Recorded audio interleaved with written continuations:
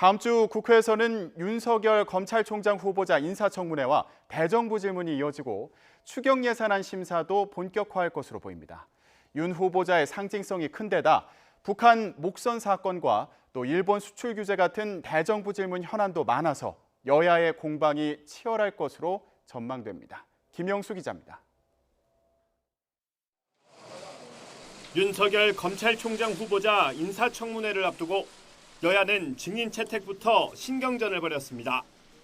적폐청산 수사에 선봉에 섰던 윤 후보자의 상징성이 큰 만큼 자유한국당은 검찰 출신 의원들을 법사위에 배치하며 화력을 집중했습니다.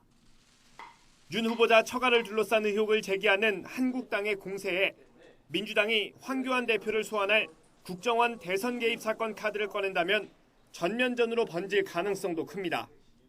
후보자와 직접 관련이 없는 사항에 관한 증인이나 참고인을 불러서 하는 건 적절하지 않다. 그 말씀을 드리고 결코 저희들은 가족 관련해서 망신 주기를 할 의도가 없습니다. 누가 봐도 저희들이 제기하는 의혹이 설득력이 있고 합리적이라고 저희들은 보고 있습니다. 이어지는 대정부 질문에서도 창과 방패의 대결이 계속됩니다. 오는 9일부터 사흘 동안 분야별로 대정부 질문이 진행되는데 북한 목선의 삼척항 입항 사건과 일본의 통상 보복, 정부의 하반기 경제정책에 대한 야당의 파상 공세가 예상됩니다. 여야의 치열한 공방은 정부의 추경안 심사에서 결정을 맞을 것으로 보입니다. 일부 상임위가 예비 심사에 착수했고 여야가 조만간 국회 예산결산특별위원회에서 본격적인 심사에 들어갈 예정인 가운데 야당은 정부가 제출한 추경안이 대부분 재해나 긴급 경제대책과는 거리가 먼 총선용 선심성 예산이나 전시성 사업이라며 대폭 삭감을 예고했습니다. 정부 예산이 삭감된 예산이 있어요.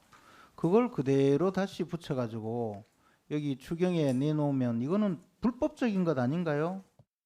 반면 여당인 민주당은 국회 파행으로 추경안이 오랫동안 발목 잡힌 만큼 정부 원안을 최대한 반영해 신속하게 처리하겠다는 방침입니다.